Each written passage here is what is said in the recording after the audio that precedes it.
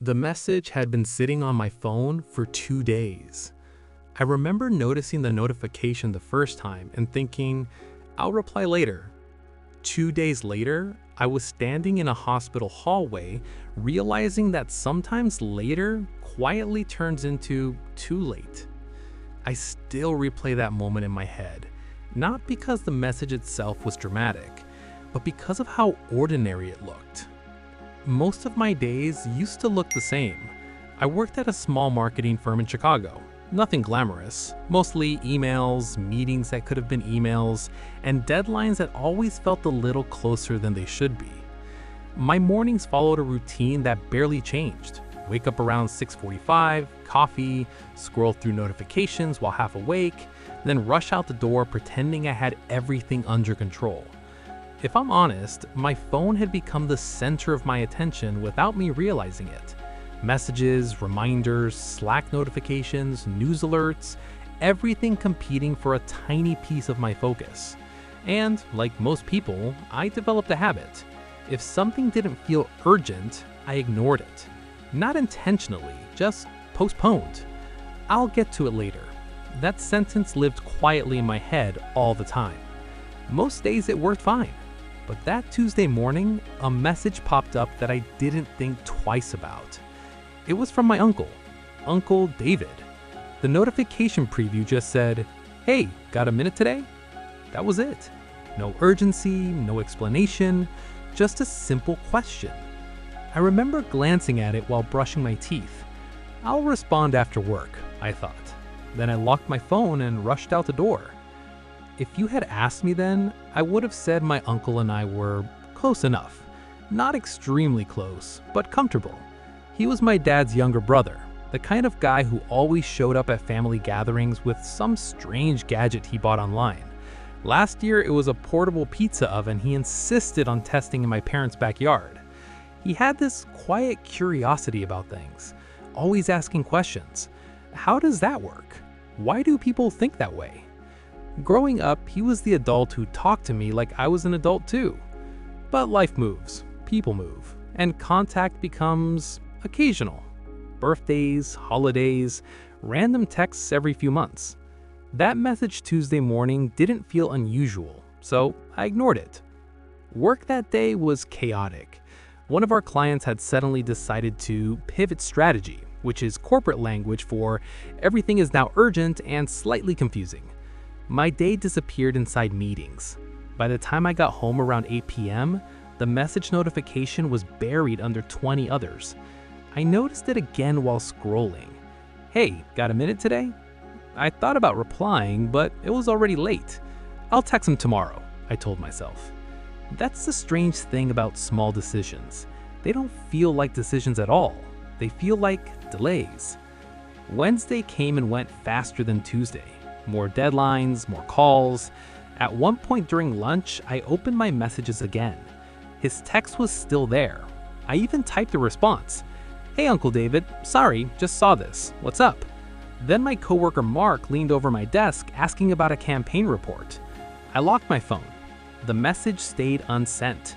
I completely forgot about it. Thursday morning, my phone rang while I was pouring coffee. The caller ID said Mom. That wasn't unusual, but something about the timing felt off. She rarely called before 9. I answered. Her voice sounded different. Not panicked, just heavier. "Hey," she said quietly. "Are you sitting down?" That sentence has a strange effect on people. Your brain starts searching for meaning before the conversation even continues. I sat at the kitchen counter. "What's going on?"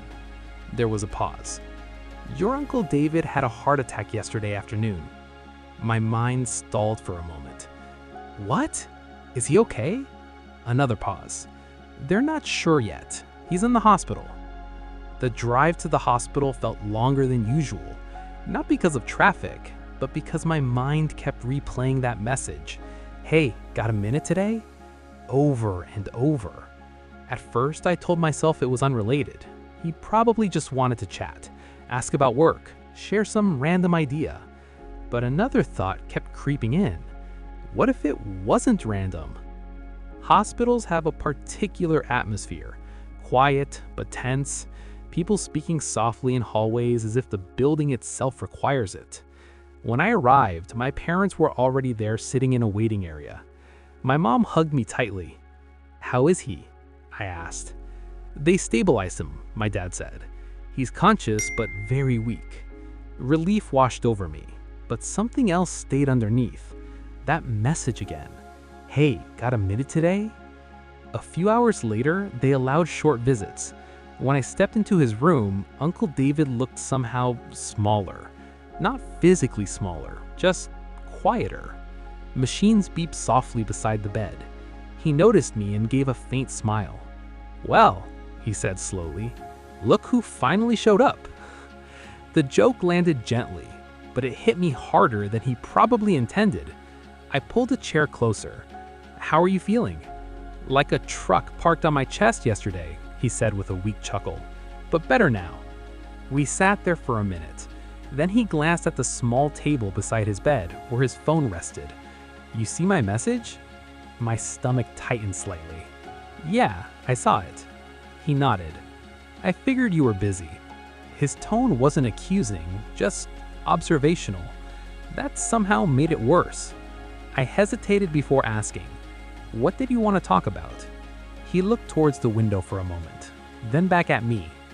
"I was thinking about something the other day," he said slowly, "about time." That sounded exactly like him. Random philosophical thoughts. "What about it?" I asked. He took a breath. "You ever notice how we treat time like it's unlimited until suddenly it isn't?" I nodded slightly. "I guess so." He continued.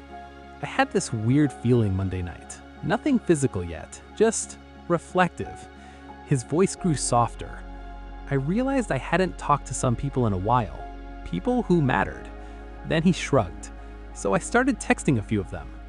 My chest felt tight. "You were one of them?" "Of course," he said. "You always ask good questions." I swallowed. "What were you going to say?"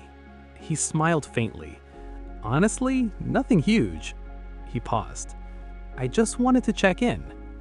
That was the moment something shifted inside my mind. Because the message wasn't urgent, it wasn't dramatic, it wasn't a cry for help. It was something much simpler. Connection. And I had postponed it like a task. Before leaving, he looked at me again. "You know what's funny?" "What?" "That people almost die, everyone suddenly finds time to visit." He gestured lightly towards the hallway. "Phones start ringing again." He looked at me kindly. "But the interesting question is, why does it take something like this?" I didn't have an answer. That night, I sat at my apartment staring at my phone. Messages everywhere. Work threads, notifications, random group chats. So much communication happening all the time. And yet the one message that mattered most that week was the one I delayed. Not because I didn't care, but because I assumed time would wait. That assumption lives quietly in all of us. I'll call later. I'll visit next month. I'll reply tomorrow. We don't say it out loud, but we believe something underneath it. That the opportunity will still be there. Most of the time it is. Until one day, it isn't. Over the next few weeks, my uncle slowly recovered. Doctors said he was lucky. Lifestyle changes, medication, rest, the usual list. But something about him felt different. More thoughtful, more patient. And strangely, so did I. One evening about a month later, we sat outside his house drinking coffee. He had fully recovered his humor. "You know," he said, "your delayed reply actually proved my point." I laughed. "What point?" "That people aren't ignoring each other because they're bad people." He leaned back in his chair. "They're ignoring each other because they think there's always more time." That sentence stuck with me because it felt painfully accurate. Human behavior is strange that way. We value people deeply, but we prioritize urgency. And relationships rarely feel urgent until something reminds us they should be. Now when I see a message from someone I care about, I try to pause. Not every time, I'm still human, but more often. Because sometimes a message isn't just a message. Sometimes it's a quiet moment someone chose to share with you. and those moments don't always repeat themselves. I still have my uncle's original text saved. "Hey, got a minute today?" 2 days. That's how long it took me to respond. 2 days that felt harmless at the time, but changed the way I think about time, attention, and people. Because the real lesson wasn't about regret, it was about awareness. We assume life gives us endless chances to connect, but maybe the more honest question is this: how many meaningful moments quietly pass us by simply because we believe there will always be another one?